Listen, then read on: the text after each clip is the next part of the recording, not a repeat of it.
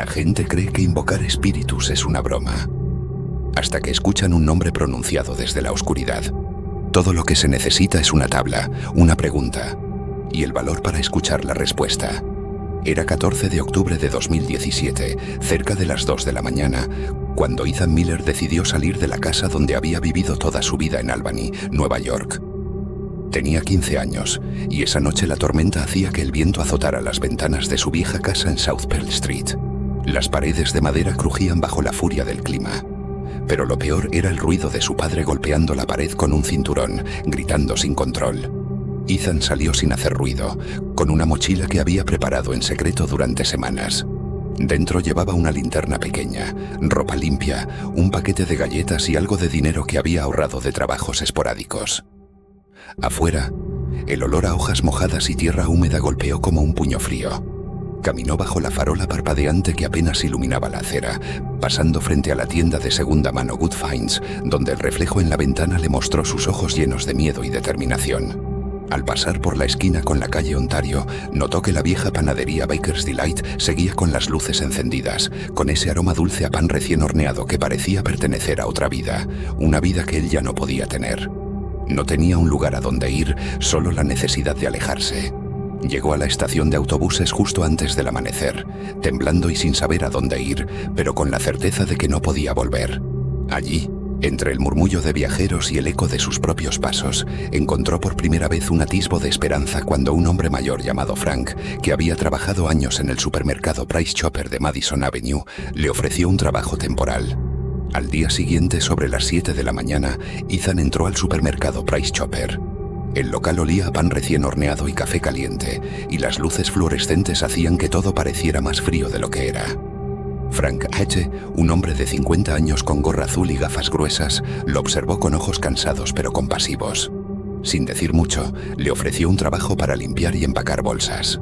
Durante las semanas siguientes, Ethan se adaptó a la rutina. Sin embargo, lo que más le sorprendió fue la amabilidad de los Keller, una pareja mayor que hacía sus compras cada viernes por la tarde. Marjorie con su cabello rojo y perfume dulce, y Thomas, un hombre alto con barba canosa y un abrigo gris que parecía llevar siempre consigo la nostalgia de tiempos mejores. Una noche, después del cierre del supermercado, Thomas se acercó a Ethan con voz pausada y le preguntó dónde dormía. Cuando Ethan respondió que vivía en refugios temporales o en el coche de un amigo, Thomas lo invitó a su casa en Willow Street, en el número 1182. Dijo que tenían un sótano amplio, donde podría estar seguro y no sería una carga para nadie. La casa era vieja y conservaba detalles de los años 40, con ventanas cubiertas por cortinas pesadas y una puerta de madera que crujía cada vez que se abría. El sótano, húmedo y frío, estaba lleno de cajas y muebles cubiertos por sábanas blancas. En una esquina, una caja de madera con inscripciones en francés llamó su atención. Parler aux morts. Hablar con los muertos. Dentro había una tabla Ouija, con letras talladas a mano y un planchet de cristal agrietado. En la esquina, apenas visible, una inscripción decía: Eric Donovan, en 1944. Ethan no sabía nada de esa persona, pero una mezcla de curiosidad y miedo le hizo guardar la caja para más adelante. Era el 5 de noviembre, justo a las 11:58 de la noche. Ethan estaba solo en el sótano, la casa en silencio excepto por el viento que golpeaba las ventanas. Encendió una vela blanca y colocó la tabla en el suelo frío. Con cuidado puso las yemas de sus dedos sobre el planchet. Recordó las reglas que había leído en internet. Siempre saludar. Hacer preguntas claras. No retirar las manos durante la sesión y despedirse al final. Con voz temblorosa preguntó: ¿Hay alguien aquí? Después de un momento que pareció eterno, el planchet se movió lentamente hacia sí. Un escalofrío recorrió su espalda, pero siguió. ¿Quién eres? El puntero se desplazó letra por letra. ¿Qué quieres? La respuesta fue rápida. Ethan tragó saliva y preguntó: ¿Cómo moriste? El planchet deletreó: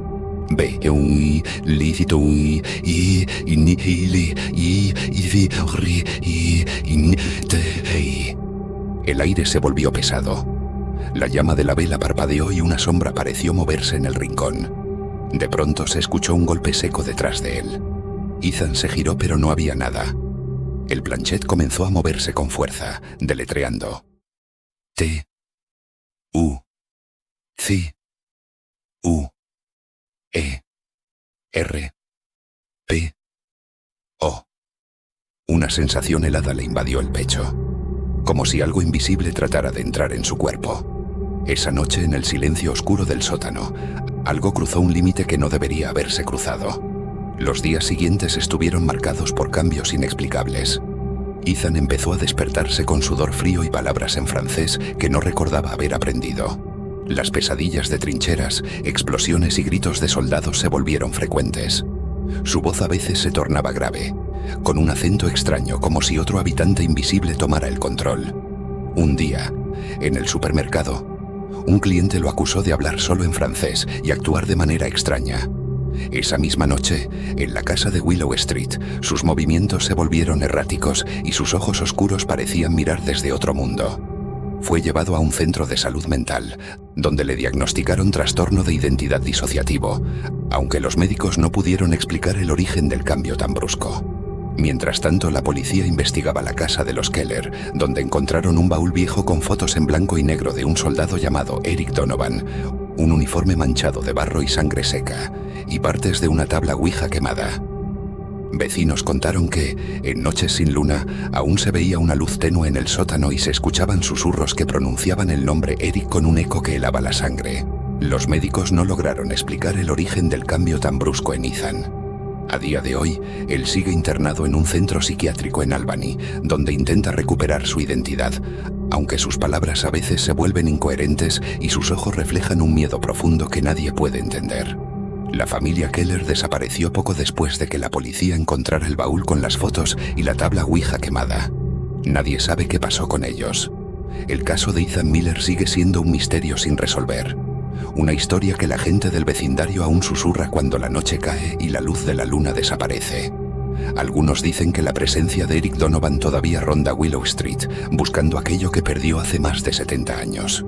¿Y tú? ¿Te atreverías a jugar con una tabla Ouija? Esta segunda historia está basada en hechos reales, documentados en un antiguo libro encontrado en una polvorienta biblioteca de santería. Escondida en una calle estrecha y sin nombre, sus páginas, amarillentas y frágiles, hablaban de sucesos que muchos intentaron olvidar, y que otros juraban que aún perseguían a quienes se atrevieron a conocerlos. En Inglaterra, donde las calles de Bath guardan secretos que parecen susurrar con el viento, las leyendas de lo oculto se entrelazan con la realidad. Esta es la historia de Lucy Harrington, una joven cuya curiosidad la llevó demasiado lejos, despertando fuerzas que nadie debería llamar. Era septiembre de 2015, y Lucy asistía al Wellington Private School, en 12 Kensington Avenue, Londres. Era uno de los colegios más prestigiosos de la ciudad. Un edificio victoriano impecablemente conservado, con columnas blancas en la entrada, jardines perfectamente podados y un portón automático custodiado por cámaras. El suelo de los pasillos era de mármol gris, y las paredes estaban decoradas con cuadros de antiguos directores y trofeos deportivos relucientes. Lucy vivía con sus padres en una casa en Lansdowne Road. Tenían una buena posición económica, pero el cariño brillaba por su ausencia. Sus padres, absortos en sus asuntos, dejaban a Lucy y a su prima Emma en una especie de vacío emocional que ambas intentaban llenar con misterios y juegos prohibidos. El 12 de septiembre, una tarde gris y ventosa, Lucy y Emma caminaron entre los puestos de la feria ubicada cerca del río Avon. Entre antigüedades y objetos olvidados, una mujer mayor llamó su atención. Tenía la piel arrugada, ojos hundidos y una expresión que parecía conocer secretos oscuros. Allí estaba la tabla Ouija. La madera estaba oscura, desgastada por el tiempo, con símbolos góticos tallados que parecían moverse bajo la luz tenue. El planchet, de cristal mate y con manchas que parecían quemaduras antiguas, reposaba sobre ella. La mujer advirtió que la tabla era peligrosa, que mucha gente había tenido problemas con ella, pero el precio bajo y la curiosidad de las jóvenes pudieron más. Lucy la compró sin dudar.